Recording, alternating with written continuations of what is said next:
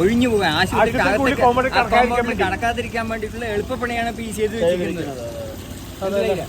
ഇതാണ് ഇപ്പൊ ഇവിടുത്തെ സംഭവം. ഇപ്പൊ 1000 ആൾക്കാർ ഇതിലൂടെ നടക്കുന്ന ഇതില് കാല് മറ്റോ പെട്ടു കഴിഞ്ഞാല് എന്തിനു പറ്റും? അവിടുന്ന് വെള്ളം പോകാൻ വേണ്ടിയിട്ടാണ് തീ ചെയ്തിരിക്കുന്നത്. കണ്ടില്ലേ, ഇതാണല്ലോ. ഇതിപ്പോ ആരോ നോക്കിയാൽ മനസ്സിലാവുമല്ലോ. പൊട്ടുന്നത് ഇങ്ങനെ സെൻട്രലിലൂടെ പറ്റുള്ളൂ, അല്ലെങ്കിൽ സൈഡിലൂടെ ഇങ്ങനെ പൊട്ടും. പൊളിച്ചിട്ടിരിക്കുകയാണ്.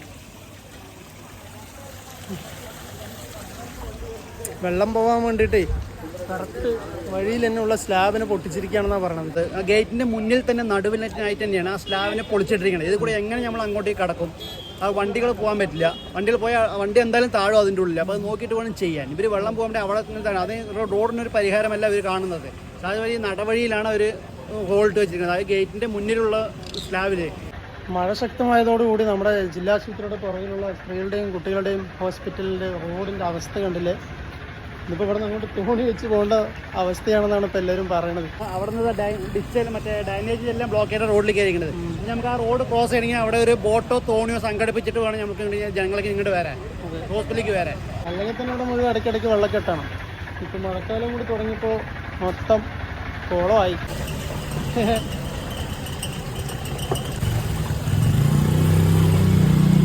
മഴ കൂടുതലായപ്പോൾ വെള്ളക്കെട്ട് രൂക്ഷമാവുകയും ആശുപത്രിയുടെ ഉള്ളിലേക്ക് വെള്ളം കയറി വരികയും രോഗികൾക്കും വീട്ടിലിപ്പുകാർക്കും വളരെയധികം ജീവനക്കാർക്കും വളരെയധികം ബുദ്ധിമുട്ടുണ്ടാകുന്നുണ്ട്. അടിയന്തരമായിട്ട് ആ കോമ്പൗണ്ടിൽ നിന്ന് വെള്ളം വരുന്ന പൈപ്പ് അടയ്ക്കാൻ വേണ്ട സംവിധാനം ചെയ്യണം എന്ന് പറഞ്ഞിട്ട് ഒരു കത്ത് കൊടുക്കും.